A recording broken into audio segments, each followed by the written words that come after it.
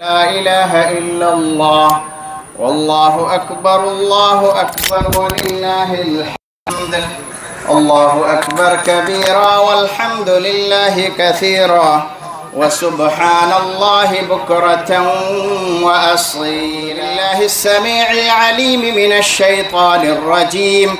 بسم الله الرحمن الرحيم. ولتكبروا الله على ما هداكم ولعلكم تشكرون. وقال الله تعالى في موضع آخر: قل بفضل الله وبرحمته فبذلك فليفرحوا هو خير مما يجمعون. تھوڑی دیر خاموشی اور اطمینان کے ساتھ بیٹھیں اور چند ہی منٹ انشاءاللہ گفتگو ہوگی. دھوپ بھی تیز ہے. نماز کا وقت حقیقت میں بہت تاخیر سے رکھا گیا تھا. نماز کا وقت 6:30-7 بجے سے آگے نہیں جانا چاہیے. شرعی نقطہ نظر سے اگر دیکھیں گے تو نماز کا وقت سورج نکلنے کے بعد 1 میٹر اگر بلند ہو جاتا ہے تو نماز کا وقت شروع ہو جاتا ہے. تاخیر کی وجہ سے دھوپ تیز ہے اور یہاں بیٹھنا اور رکنا مشکل ہوتا ہے. تو جو وقت شریعت نے مقرر کیا ہے وہ اس میں بھی کوئی حکمت ہے. انسان کی اپنی منمانی ہوتی ہے اور اس حساب سے مقرر کرتا ہے. کسی کو کھانے کی فکر ہے تو کسی کو جو ہے نہانے دھونے کی فکر ہے. صرف عبادت کے لیے ابھی کسی کے فلائٹ ہو یا کسی کی شادی کا وقت مقرر ہو تو وہ وقت پر پہنچتا ہے. بہرحال اللہ اکبر لا الہ الا اللہ واللہ اکبر وللہ الحمد. اللہ اکبر کبیرا والحمد للہ کثیرا وسبحان اللہ بکرۃ واصیلا. قرآن مجید کی 2 آیتیں میں نے تلاوت کی ہیں. اللہ رب العالمین مجھے انہی کے روشنی میں آپ تک حق اور صحیح بات پہنچانے کی توفیق نصیب فرمائے اور اس پر عمل کی توفیق بھی عطا فرمائے. آج یقیناً یہ دن خوشی کا دن ہے. یہ دن فرح کا دن ہے، سرور کا دن ہے. یہ دن انعامات کی تقسیم کا دن ہے. یہ دن روزے داروں کی تکریم کا دن ہے. آج کا دن روزہ رکھنے والوں کی عزت اور روزہ رکھنے والوں کی حوصلہ افزائی کا دن ہے. اور کیوں نہ ہو کہ خاص طور سے وہ لوگ جنہوں نے روزے رکھے، جنہوں نے قیام کیا، جنہوں نے تراویحیں پڑھی، جنہوں نے قرآن کی تلاوتیں کی، جنہوں نے عبادتوں میں پابندی کی، تو پھر ایسے لوگوں کا حق ہے 1 مہینے اگر کوئی محنت کرے، 1 مہینے کوئی اگر اللہ کے لیے اپنے آپ کو وقف کر دے تو اس کا حق ہے کہ اس کو 1 مہینے کے بعد خوشی ملنا چاہیے. 1 مہینے کے بعد اس کی حوصلہ افزائی ہونا چاہیے. اور وہی بات ہے کہ آج کا دن رب کائنات نے، اس رب العزت نے ہماری اور آپ کی، خاص طور سے ان کی جو روزے دار تھے، جنہوں نے لگن کے ساتھ، جنہوں نے اللہ سے محبت کے ساتھ، جنہوں نے اللہ پر یقین اور بھروسہ کرتے ہوئے اللہ رب العالمین کی عبادت کی، تو آج کا دن رب کائنات نے ان کی خوشی کے لیے رکھا ہے. اور اس خوشی کے دن کو ہم عید کے نام سے جانتے ہیں. تو عید کا دن وہ دن ہے جس نے روزے رکھے ہیں اس کے لیے بڑی ہی خوشی کا دن ہے. اور جس نے روزے نہیں رکھے ہوں گے یقیناً وہ دل میں سبکی محسوس کرتا ہوگا. دل کے اندر اسے ندامت اور شرمندگی کا احساس ہوگا. لیکن میرے بھائیوں، جس نے روزے رکھے ہیں، جس نے پابندیاں کی ہیں، آج اس کی خوشی کی انتہا نہیں ہوگی. آج اس کا دل خوشی سے پھٹ رہا ہوگا کہ آج اس میدان میں ہم جمع ہوئے ہیں. ہم مسجد کو چھوڑ کر کے آئے ہیں، ہم اپنے گھر کو چھوڑ کر کے آئے ہیں، ہم دوسری ساری کاموں کو اور ساری مصروفیات کو چھوڑ کر کے آج اس میدان میں اور صرف اس لیے اکٹھا ہوئے ہیں کہ ہم رب کائنات سے اپنا انعام لے کر کے جائیں. ہم یہاں اکٹھا ہو کر کے خوشی کا اظہار کریں. اور سنو مسلمانوں، قرآن کی آیت کہتی ہے: قل بفضل اللہ وبرحمتہ. رب کائنات کے فضل اور رب کائنات کی رحمت سے ہر شخص کو خوشی منانے کا حق حاصل ہے. خوشی منانا چاہیے. اور خوشی کے ساتھ ساتھ اللہ رب العالمین نے جو ہمیں عبادت کرنے کے لیے صحت دی، جو ہمیں تندرستی دی، ہمارا مہینہ پورا ہوا، اطمینان کے ساتھ ہم نے عبادت کی، تو اس نعمت پر شکریہ بھی ادا کرنا چاہیے۔ اتفاق دیکھیں کہ قرآن کی آیات میں رب کائنات نے جب روزوں کا تذکرہ کیا تو لعلکم تتقون کہا کہ روزے رکھو گے تو تقوی پیدا ہوگا، اللہ کا ڈر پیدا ہوگا۔ اور جب عید کا دن آیا، جب عید کا آخری دن پہنچا، رمضان مکمل ہو گئے، تو رب کائنات نے فرمایا وَلِتُكَبِّرُوا اللَّهَ عَلَى مَا هَدَاكُمْ وَلَعَلَّكُمْ تَشْكُرُونَ، کہ لوگوں جو تمہیں اللہ نے یہ مہینہ دیا، صحت مندی کے ساتھ، اطمینان کے ساتھ ہم نے وہ عبادت کی، اس پر ہم اللہ کا شکریہ ادا کریں۔ یہ نعمت کے شکریہ ادا کرنے کا دن ہے کہ اے اللہ تو نے ہمیں یہ پیارا وقت نصیب فرمایا، اور کتنے لوگ اسی مہینے میں انتقال کر گئے، ہمیں صحت دی، زندگی دی، یہ بڑی نعمت ہے۔ اے اللہ ہم تیرا اس پر شکریہ ادا کرتے ہیں۔ ہمارے روزے مکمل ہو گئے، اب ہمارے روزے اے اللہ تو قبول فرما لے۔ آپ کو معلوم ہونا چاہیے کہ ہمارے اسلاف میں سے، صحابہ کرام میں سے، تابعین و تبع تابعین میں سے بعض لوگ ایسے بھی گزرے ہیں جو عید کے دن غمزدہ ہوتے تھے، ان کو غم لاحق ہوتا تھا۔ کیوں؟ عید تو خوشی کا دن ہے، لیکن انہیں غم ہوتا تھا۔ کیوں؟ کہتے تھے کہ ہم نے پورے رمضان محنت کی ہے، عبادتیں کی ہیں، قیام کیا ہے، تلاوتیں کی ہیں، آخر یہ ہمارا قبول ہوگا یا نہیں ہوگا، رب کائنات کو پسند آیا ہوگا کہ نہیں ہوگا، اس لیے انہیں غم ہوتا تھا۔ تو میرے بھائیوں، ہمیں یہ احساس ہونا چاہیے کہ ہم نے جو عبادت کی ہے، ہم نے جو تلاوتیں کی ہیں، ہم نے جو قیام اللیل کیا ہے، اللہ سے یہ امید رکھتے ہوئے ہم دعا کرتے ہیں کہ الہ العالمین ہماری ان عبادتوں کو، ہمارے قیام اللیل کو، ہماری تلاوتوں کو قبول فرما لے۔ آج کا دن ہمارے لیے رشتہ داریوں کو جوڑنے کا بھی دن ہے کہ رشتہ داروں کے ساتھ آپ جائیں، ملے، ملاقات کریں، زیارت کریں، ان کے گھر جائیں، ملے اور علیک سلیک کریں، عید کی مبارکبادیاں دیں۔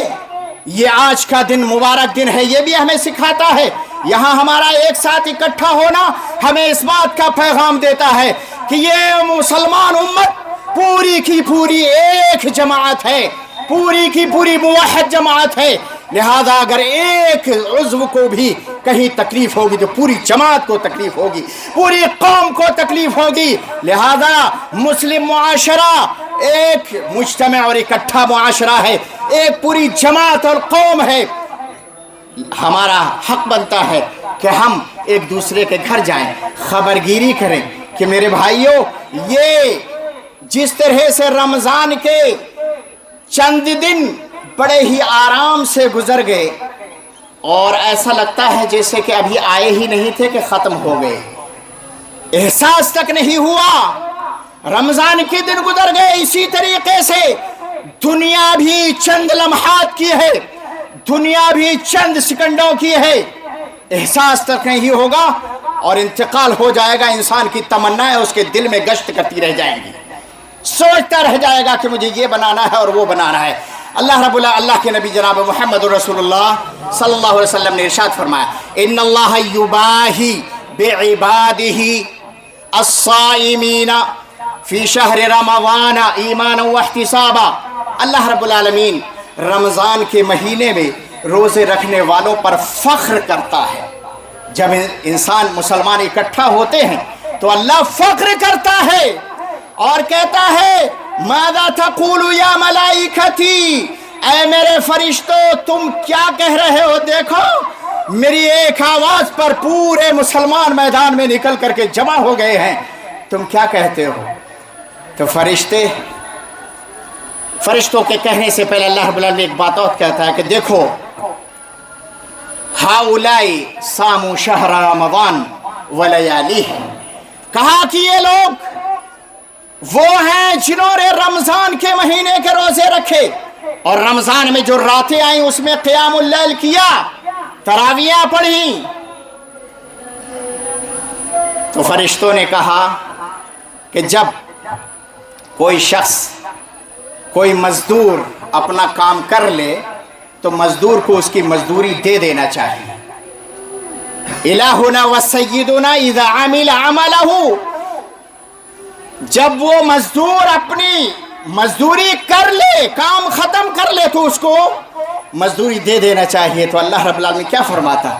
قربان جائیے، کیا فرماتا؟ اشہدکم یا ملائکتی، اے میرے فرشتوں میں تمہیں اس بات پر گواہ بنا رہا ہوں، انی قد غفرت لہم وانی قد رضیت عنہم، کہ میں جتنے بھی لوگ یہ جمع ہوئے ہیں آج اس میدان کے اندر جو اکٹھا ہوئے، جنہوں نے روزے رکھے ہیں، میں نے، تم گواہ رہنا، تم کو گواہ بنا کر کے یہ بات کہہ رہا ہوں کہ انی قد غفرت لہم، میں نے ساروں کو بخش دیا،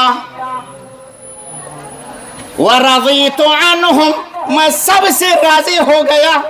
یہ اللہ کی خوشخبری، اللہ کا اعلان ہے ان کے لیے جنہوں نے روزے رکھے۔ خوش قسمت ہے وہ جنہوں نے روزے رکھے، قیام کیا اور اس کی عبادت قبول ہو گئی۔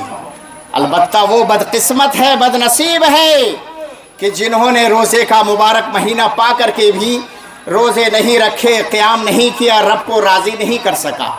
دوسری حدیث میں نبی اکرم صلی اللہ علیہ وسلم نے ارشاد فرمایا للصائم فرحتان، فرحت اذا افطر، کہا کہ روزے دار کے لیے دو خوشی کے وقت ہوتے ہیں، ایک جب وہ افطار کرتا ہے، روزہ رکھ کر کے افطار کرتا ہے تو عجیب سی خوشی محسوس ہوتی ہے، اور اس خوشی کا اظہار کوئی الفاظ میں بیان نہیں کر سکتا، عجیب سی خوشی کا احساس ہوتا ہے۔ اور دوسری خوشی اذا لقی ربہ، کہا کہ دوسری خوشی اس وقت ہوگی بصومہ، جب وہ اپنے روزے کے ساتھ اپنے رب سے ملاقات کرتا ہے، اور ملاقات جب کرے گا رب کائنات سے روزے کے ساتھ، اس کو یقیناً خوشی ہوگی، کیونکہ دوسری حدیث میں نبی علیہ السلام نے ارشاد فرمایا کہ روزے دار کے لیے اس کا روزہ اور قرآن یہ سفارشی بن کر کے آ جائیں گے۔ غور کرے کہ میرے بھائیوں، رب کے سامنے کھڑا ہونا ہے، میرے اور آپ کے سامنے نہیں، کسی عام آدمی کے پاس نہیں، کسی مفتی، امام، پیر، مرشد کے سامنے نہیں، بلکہ اس رب کائنات کے سامنے کھڑا ہونا ہے۔ تو اگر ہمارے پاس کچھ نہیں ہوگا تو ہم کیا لے کر کے کھڑے ہوں گے؟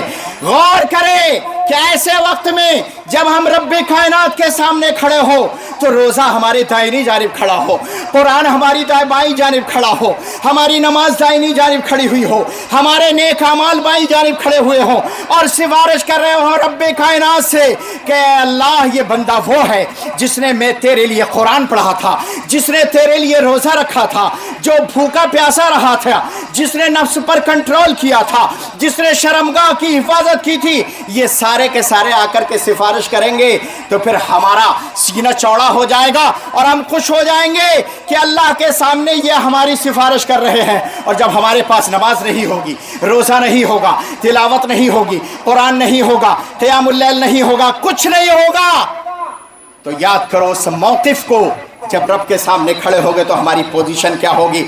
لہٰذا یہ دن وہ ہے ان خوش قسمتوں کے لیے جو روزے رکھتے ہیں کہ آج خوشی منائیں اپنی عبادتوں پر جو عبادتیں کی ہیں، لیکن اس کا مطلب یہ نہیں ہے کہ ہم آج سے عبادتیں چھوڑ دیں، نہیں، عبادتیں مسلسل چلنی چاہیے۔ یہ مہینہ تربیت کا مہینہ ہے، یہ مہینہ تدریب کا مہینہ ہے، یہ مہینہ برکتوں کا مہینہ ہے۔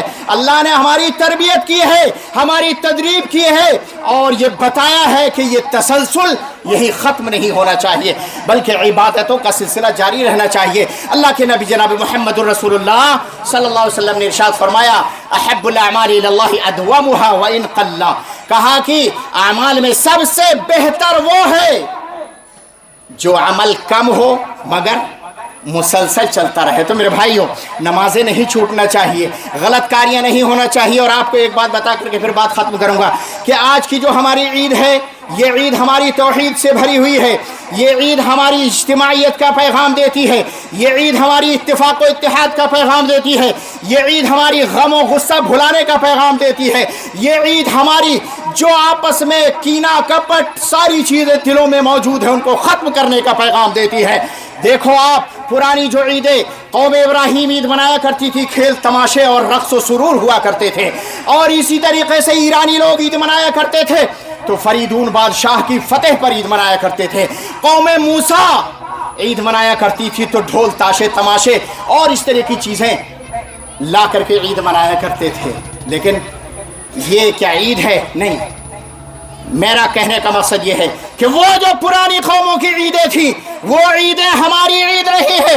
हमारी ईद तो वो है जिस ईद में रब्बे कायनात की तौहीद का ऐलान होता है। अल्लाहु अकबर ला इलाहा इल्लल्लाह वल्लाहु अकबर वलिल्लाहिल हम्द। हमने आते हुए रब्बे कायनात के लिए अल्लाहु अकबर का ऐलान किया है, तौहीद का इकरार किया है, तौहीद का पैगाम दिया है पूरी उम्मत को और सबको बताया है कि दुनिया में हमारी अगर ईद होगी, हमारी खुशी होगी, हमारा जश्न होगा तो वो रब्बे कायनात की तौहीद के ऐलान से होगा, अल्लाह की तौहीद के इकरार से होगा।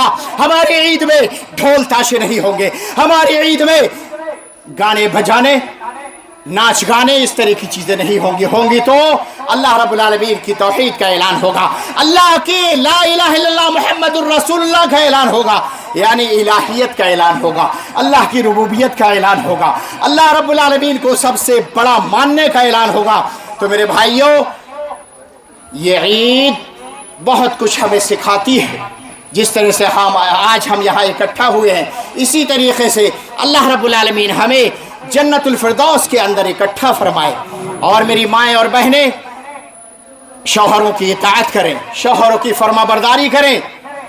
ईद हमारी ये सिखाती है कि हम ईद से कुछ पैगाम लेकर के जाएं।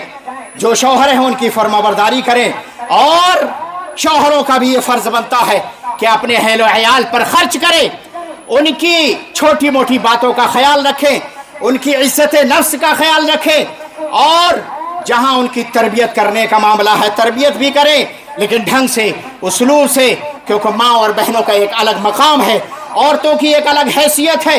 अगर ये अहमियत औरतों की ना होती तो नबी अलैहिस्सलातु वस्सलाम ने ईद के दिन अलग से खुतबा औरतों के लिए न दिया होता।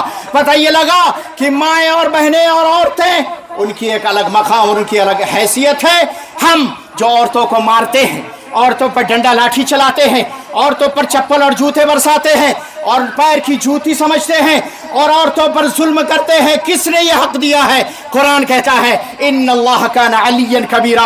ऐ शौहर, ज्यादा आकड़ो मत, ज्यादा अपने आप को बड़ा मत समझो। जो औरतों पर जुल्म कर रहे हो, सता रहे हो, मार रहे हो, पीट रहे हो और उन्हें घर से निकाल रहे हो सिर्फ अपनी छोटी सी मामूली चीज़ों की खातिर, कहीं देवर जुल्म कर रहा है, कहीं नंदे जुल्म कर रही है, कहीं ऐसा भी है कि बीवी भी जुल्म कर रही है सास पर, कहीं सास इतनी ख़तरनाक है कि वो औरतों को घर में नहीं रुकने देती है। तो ये हमें इस्लाह की ज़रूरत है और इसकी जिम्मेदारी एक शौहर की बनती है।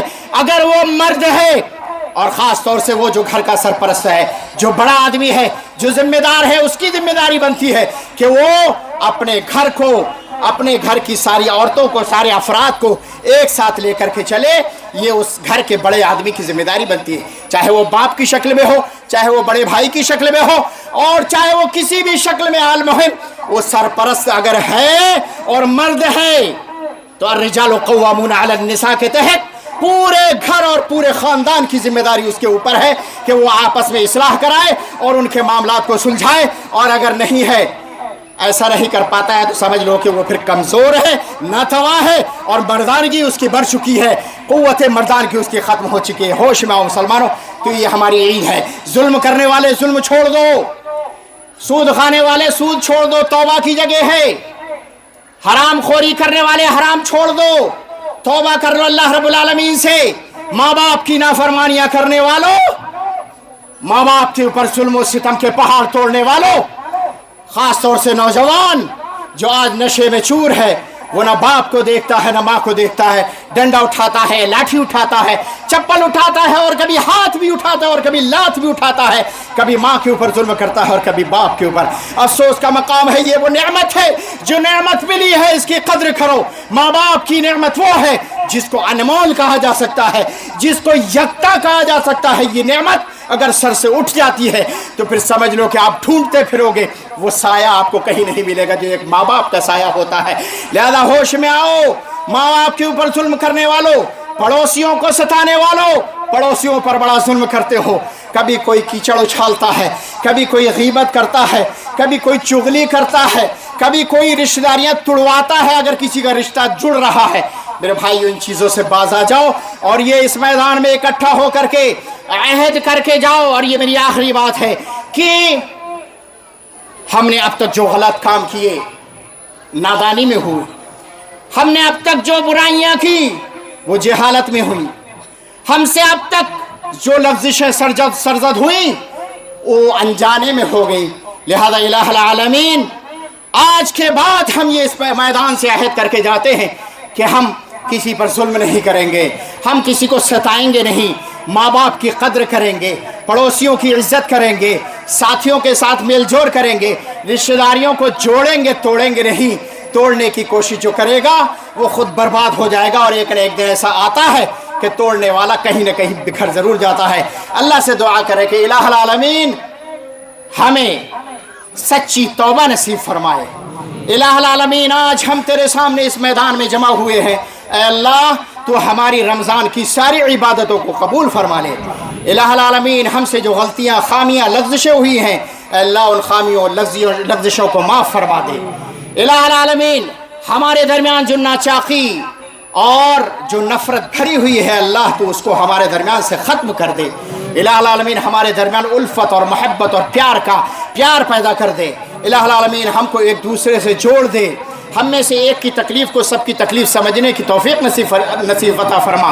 इलाहुल आलमीन हम में जो मरीज़ हैं, जो बीमार हैं, अल्लाह उनको मुकम्मल शिफायाबी अता फरमा। इलाहुल आलमीन हम में जो कर्ज़मंद हैं अल्लाह उनके कर्ज़ को अदा फरमा दे, उनके कर्ज़ के लिए रास्ता निकाल दे। इलाहुल आलमीन हम में से जो इंतकाल कर चुके हैं अल्लाह रब्बुल आलमीन उनके कब्र को नूर से भर दे, उनके मराहिल आसान फरमा दे। इलाहुल आलमीन हम में जो मुसीबत और परेशानी मुक़द्दिमात में जकड़े हुए हैं अल्लाह रब्बुल आलमीन उनके मामलात को आसान फरमा दे। इलाहुल आलमीन हमारी माँ और बहनों की इस्लाह फरमा दे। इलाहुल आलमीन उनके दरमियान से चुगली गीबत जैसी बीमारी को ख़त्म फरमा दे। इलाहुल आलमीन उनको अपने बच्चों की सही तरीके से दीनी तौर तरीक़ों पर तरबियत करने की तौफ़ीक़ नसीब फरमा। इलाहुल आलमीन हमको सिर्फ रमज़ानी न बना, हमको रब्बानी बना दे। इलाहुल आलमीन हमको रब वाला बना दे। इलाहुल आलमीन हमें सच्चा पक्का तौहीद वाला बना दे।